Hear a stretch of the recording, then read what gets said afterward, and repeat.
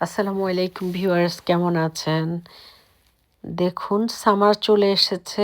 আমেরিকার প্রত্যেক মানুষের মধ্যে একটা হাসি আনন্দ চলে এসেছে। কারণ আমেরিকাতে অক্টোবর থেকে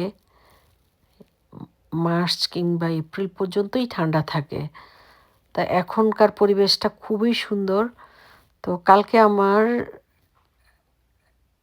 একটা ফ্রেন্ড এসেছে, ইথিওপিয়ান। সে কিন্তু একজন নার্স।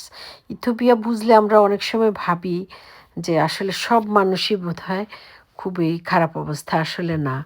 সে ইথিওপিয়াতেও খুব ভালো ছিল, কারণ সে সায়েন্সের সাবজেক্ট নিয়েই পড়াশোনা করেছে। এরপর এখানে এসে সে আবারও নার্সিং পড়ে এখানে একটা বিশ্ববিদ্যালয়, যেটা হার্ভার্ডের একটা মেডিকেলে, সে এখন নার্স, এবং সে ক্যান্সারের পেশেন্টদের সাথে কাজ করে। তো এখানে অনেক সময় নার্সরাই কিন্তু একটা সময় ডাক্তারের মতো পদমর্যাদা পেয়ে যায়। তো যাই হোক, সবাই হয়তো না, এক একজন এক এক সেক্টরে কাজ করে। আর আমার এই ফ্রেন্ডের হাজব্যান্ডও আসছিল ডিবি পেয়ে, কিন্তু তার হাজব্যান্ড ক্যান্সারে আক্রান্ত হয়ে মারা যায়। একটা ছেলে আছে, ছেলেটা আমার ছেলের কাছে পড়তে আসে। তো প্রতি রোববারে আসে, সুতরাং আসলে পরে আমাদের বাসায় একটা আড্ডা হয়।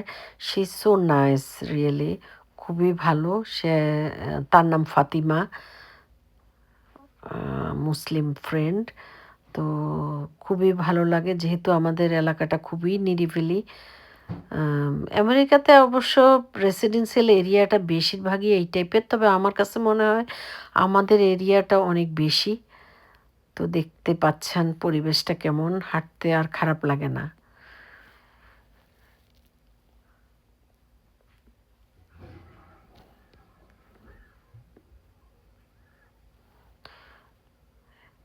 এই যে, আর আমাদের এরিয়াতে এই যে এরকম ছোট ছোট ড্রেন থাকে, অনেকটা লেকের মতো, আমি লেকই বলি। খুব সুন্দর, আমার কাছে খুব ভাল লাগে। এটা সিটি থেকে এসেই এরা ড্রেনগুলি খুব ক্লিন ক্লিন করে দিয়ে যায়।